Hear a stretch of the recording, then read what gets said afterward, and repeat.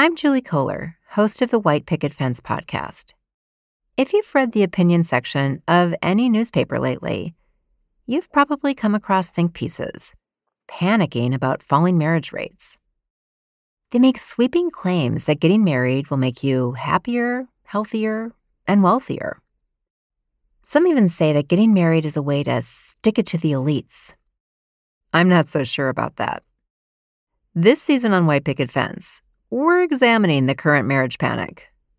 We'll go beyond the rosy sheen of love and commitment and expose the darker side to all of this marriage talk and explore what becomes possible when we broaden our imagination around what relationships can look like. Listen and subscribe wherever you get your podcasts.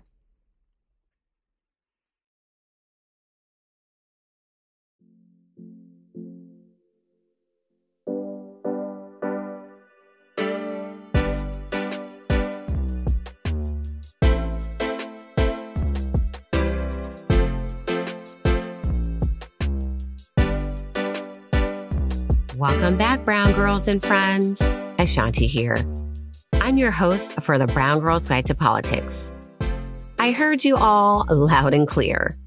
This season, we're going to talk once again about the thing on everyone's mind, the presidential election. It's definitely going to be another one for the history books. And while there's seemingly been game-changing breaking news on the candidates every day, I want to focus on a more consistent factor that has the potential to sway the outcome of this election. Third parties. Moving into the 2024 presidential election, voters across the board are expressing dissatisfaction with the two major parties and an openness to third-party candidates. While a third-party candidate has never won, they have impacted the outcome of presidential elections for decades. Over the next 3 episodes, we'll hear what voters are thinking from a voter engagement advocate working on the ground. Then we'll get into the history of our two-party system and how third parties have impacted previous elections. Finally, we'll talk about the projected impact of third parties on this election and how the two major parties are responding. Today, I'm thrilled to bring in Ranada Robinson from the New Georgia Project. The New Georgia Project was founded by Stacey Abrams, our very first guest on the show, and they played a major role in the 2020 election, as Georgia was crucial in President Biden's victory and in securing the Democratic majority in the Senate. Their strategy is focused on engaging overlooked voters, and understanding this population is crucial if we're going to talk about third parties in this upcoming election. Brought to you in partnership with Third Way, a center-left think tank and the driving force for high-impact ideas and advocacy campaigns that can unite the vast American middle to build political power and deliver solutions. Let's get into it. Ranada, thank you so much for joining us. How are you today? Great. Thanks for having me. So first, just tell us a little bit about yourself and particularly how did you get involved in the policy side of work? I always find that very intriguing, especially for our listeners, how people land up in their part of the political ecosystem. Before joining NGP, I was an economic development consultant, which I completely enjoyed because I love creating solutions for communities. However, what I was having to do was take my research and figure out how to not say Black people need this thing. I decided that I really wanted to be in a space where I could talk about what the research was actually saying without figuring out how to say it in ways that made people more comfortable. And so I really started trying to figure out, like, how can I do Black research specifically? So I ended up in New Georgia Project in October 2020. So I jumped on a bullet train, and I guess the ride has been exciting enough. But I love it because I'm actually able to say, here's what Black people want, need, are concerned about, are dreaming of. I love that so much. And yes, I'm sure you never ever have a dull day at work. While I am very familiar with the New Georgia Project, can you tell the listeners a little bit about the organization? It started as a way to really educate people about the Affordable Care Act and get them signed up. We have morphed into one of the largest organizations with a ground game in the state of Georgia. We focus on historically marginalized communities. So we focus on the voters that others do not invest in because they don't believe that their return on investment is high enough. So most people call them low propensity voters. We call them high opportunity voters because words matter. I love that. I remember the first time I heard y'all say that. It was like phrases matter, words matter, and what you call people matter. Yes. Yeah, they feel it. And the people who are having to talk to them feel it. Since we changed our terminology, even our canvassers say, before you would knock on the door, it's like, oh my gosh, I'm about to eat the door slammed in my face. But once we really talked about this is how this feeds into our theory of change, which is that if we expand the electorate, we can change the outcome of elections and civic engagement beyond voting. Once we change that verbiage, now it is when I knock on the door, I have the opportunity to really make a difference because this person could be that margin, right? Mm-hmm. We work all over the state. We have multiple offices. We hire people in those offices that are from the communities in which those offices exist, so that when folks are talking to you at your door, you're talking to somebody who is from where you are and who understands the issues that they're talking to you about. So yeah, our work is super important because Black voters really do matter. We are the backbone to the progressive movement, in my opinion. And the work that you have done, you talked about it to expand the electorate. It has had an impact.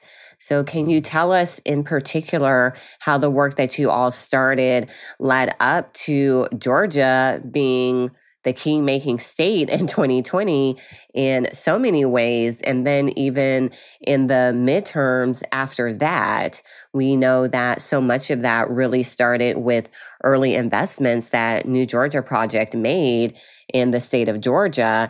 And we're actually seeing other states, southern states in particular, try to mimic that because we know that once you do the investment, it happens. Yeah. So before I get into our story, I really do want to emphasize what you just said.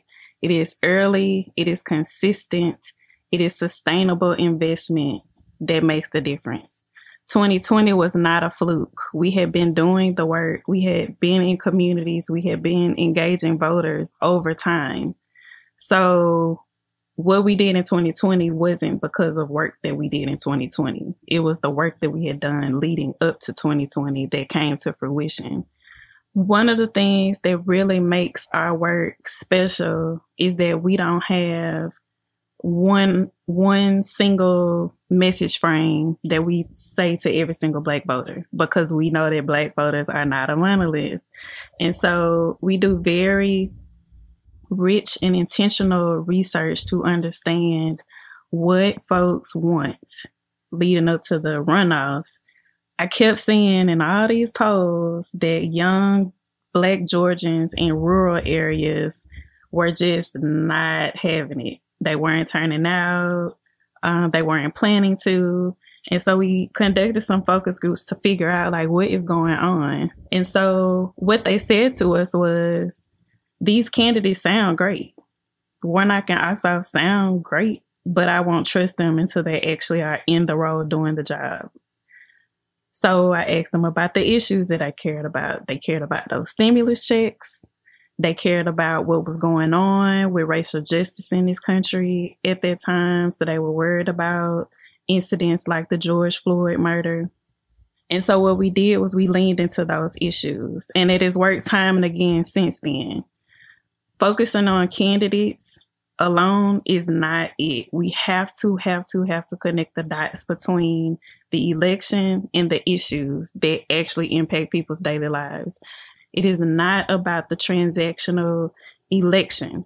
It is about how we build power over time to create a future that we want. I love that. And you said it, everyone, we've heard on this podcast before. We know voters are not a monolith, and especially that part about not making it always about the candidate. I mean, our listeners know my job, it's all about candidates. And that's what I do, recruiting and training them every day. But when I'm just out there talking to people, I say, I don't talk about a candidate. I don't talk about, who is co-sponsoring what, this particular policy, XYZ. I say, what do you care about? Where do you want to see yourself in the next 5 years? And what are the things that need to happen for you to get there? And that tells you everything you really need to know about what is on people's minds and what they're caring about. That's right. People know their communities, They know what's going on. They know what impacts them. They know what they would like to see. And so if we are curious enough to listen to them and to try to meet their needs, they will absolutely participate in the process.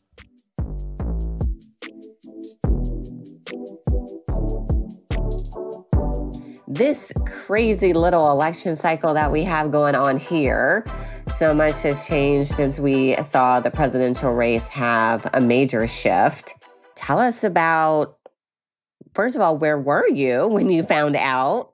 I was at home preparing to go on vacation.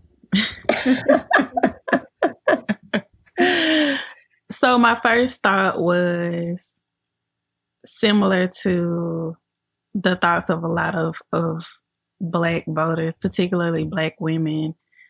And it was really mixed feelings, right? The polls leading up to that moment showed that Black voters were the least likely to want President Biden to step down. And Black voters were the least likely to be dissatisfied with his job performance. Just him stepping down created more skepticism about how important our voices are. But on the other hand, we have the opportunity for another historic moment. We have the opportunity for the first woman, the first Black woman, the first South Asian woman, the first daughter of immigrants, et cetera, et cetera, et cetera, president of these United States, which then also creates more skepticism that our non-Black counterparts will turn out for her. Mm-hmm. And I would say we've talked to people in the field since that moment. And we, of course, we hear the mixed feelings, but we also hear excitement. And we are in such a critical moment right now that it's sometimes hard to grasp the hope. But what I will tell you is I was a part of that 44,000 Black women call. Me too. And it gave me the boost of hope that I needed. So I was also on that call, the Win with Black Women call, 44,000 women. I absolutely love the energy, but I was also like, I got to get to bed. It has been a long day. And then we saw that call followed by Win with Black Men and them having over 40,000 Black men on the call. And this week, our Latina sisters have gathered. Our AA and HPI sisters have gathered. There's going to be a white women's call. The energy is definitely there. And that white women's call in particular goes to what you were talking about and what all of us has felt will non-Black and brown people show up for her the way that we are going to show up for her. And we are seeing that. And I think is scaring some of these other candidates. Some of them have gone real quiet, particularly the third-party candidates. And I know it's only been a few days, but wondering what shift you all are seeing over at New Georgia Project. So, the shift has not been significant simply because third-party candidates were not that popular in the first place. In September 2023, we conducted a poll, and our third-party candidates did not even reach 10% of our horse race polling. While this election cycle doesn't feel as urgent as it did in 2020 because we were in it. People understand the importance of this moment. And so, yes, third party candidates provide us a way to protest. It provides us a way to say, I don't like either of the candidates. But I think a lot of people who are participating understand what is on the line. What I have been most concerned about is a percentage of people who are not showing up at all. Those are the folks that I'm trying to make sure understand what is at stake and how powerful their vote is. We are voting for more than just the top person. And I think people are starting to understand that. So I expect for Black voters that the percentage of folks planning to vote third party will go down. But as we were talking about our non-Black counterpart, for whom I don't do research, but my expectation is that theirs might go up, but we'll see. So many questions I want to ask right now. It's fascinating to be living in this moment. Can you just tell me a little bit more too about what you're hearing about Vice President Harris, who she's secured enough delegates to become the official nominee, and just how you think that will play out in Georgia? Do you think a lot of the issues that were making people want to vote third party, will those still exist? Let's start with the negatives. VP Harris has been mired down in mis and disinformation since 2019 when she came on the scene. Oof, yep. Even now, so we had the old mis and disinformation. Now we have some new mis and disinformation because there was this conservative disinfo narrative that says, where is Kamala? Everywhere. Well, number one. Yes. I would love for people to tell me what was Al Gore doing. They don't know. I would love for people to even tell me who the VP was in certain administrations. They probably won't know. But also, it's so interesting to me how disinfo narratives work, because it really convinces people to not pay attention to what they're actually seeing and hearing. And so a part of our jobs in this time, we really have to make sure that people understand her record as a DA, as the Attorney General, as a U.S. Senator. That misinformation and disinformation, very important for our listeners and our communities. We got to make sure we're reading the full article. We got to do our own fact checking and debunking. I'm going to be honest, particularly I need for people not to believe all of the negative stuff that is being said about Vice President Harris's record as DA. To that point, I really want the progressive movement to reconsider how we talk about various positions. I've heard people say, there's no such thing as a progressive DA. And I challenge that because there's an underlying assumption that DAs are prosecuting Black people. That is not the case. DAs are prosecuting people who have done something to someone else. And so when Black people are the victim, we need DAs to care enough to prosecute those folks on our behalf. And so, yes, there are issues. Yes, there are things that we should demand as progressive folks related to how that system is. But we cannot say that a DA is inherently not progressive when we need a DA to prosecute the police officers who are victimizing us. We need people from our communities who will care that these things are happening, right? Absolutely. And we're about to be a little bit under 100 days here from the election by the time our listeners hear this, do you think that there's any big prevalent issue that none of the parties have addressed that voters are really caring about?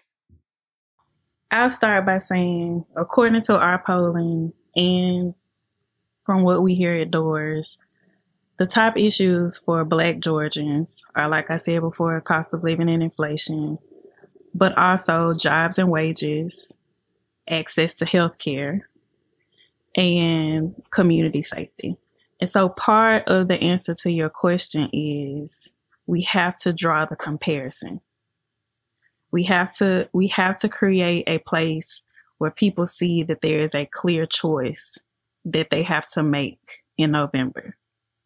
So when it comes to the issues that they care about, whether the parties are talking about those issues specifically or constantly or not, there are records for those issues. One side is trying to codify our right to make decisions about our own bodies.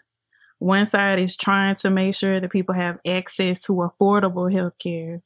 One side is concerned about high levels of maternal mortality, particularly for Black women. One side has already expanded Medicaid. The other side is blocking that funding coming to communities. So Georgia still, 13, 14 years later, has not expanded Medicaid, and we have hospitals closing all over the state, including in Metro Atlanta. So this is not just a rural issue. Regardless of what these folks are talking about on the stump, what world do I want to live in? Like, where do I want to be? Where do I want my children to be? Because that is the issue. Yes. So listen up to any politicos out there.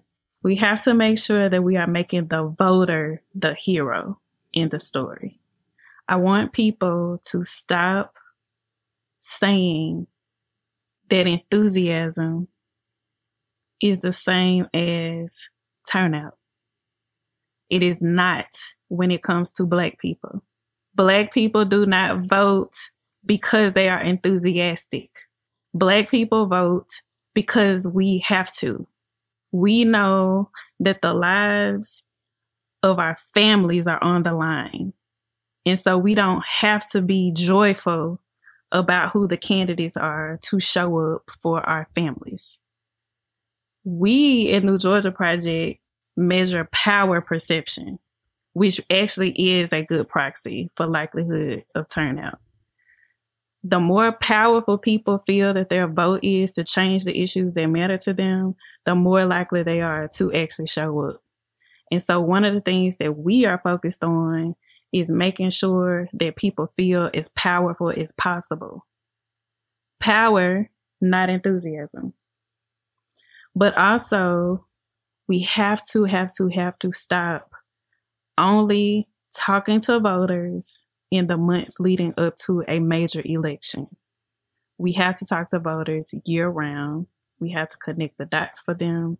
We have to make sure that we understand what they care about, and what is happening related to those issues. We have to educate people on what these different positions do. We have to make sure that we are actually building real, genuine relationships with voters, not transactional ones. That is why Black voters say folks are pandering to them, because they only hear from them when it's time to ask them to vote. Ranada, that was just so amazing. Thank you for your time as we continue on in this election cycle. Tell us how we can keep up to date with you and New Georgia Project as things continue to shift and change. To get in touch with us, we are at newgeorgiaproject.org and ngpaf.org. I actually have a research tab on both of those websites, so newgeorgiaproject.org/research. But most of all, what we need from folks right now is, of course, your financial support always, but also volunteers. What is most impactful for our work is when everyday people talk to other everyday people. And so, if listeners have time for phone banking, even door knocking, they can go to our website, to our volunteer form, and sign up, because the more the merrier. We love being in community, and so we invite other community members to join us. Thank you so much, Ranada, for joining us today, for the amazing work that you do. I know I look forward to following and see how the research changes as we head into the final months of this presidential election cycle. But like you said, it's not just about the top of the ticket. We got to be voting this whole ballot. And I'll do my reminder, there's 520,000 elected offices in this country. President and vice president, there are just 2 of them. The majority of those offices are at the state and local level. And those are the people who get to shape our lives with the stroke of a pen every day. That's right. Enjoy the rest of your well-deserved vacation. I'll try, Shanti.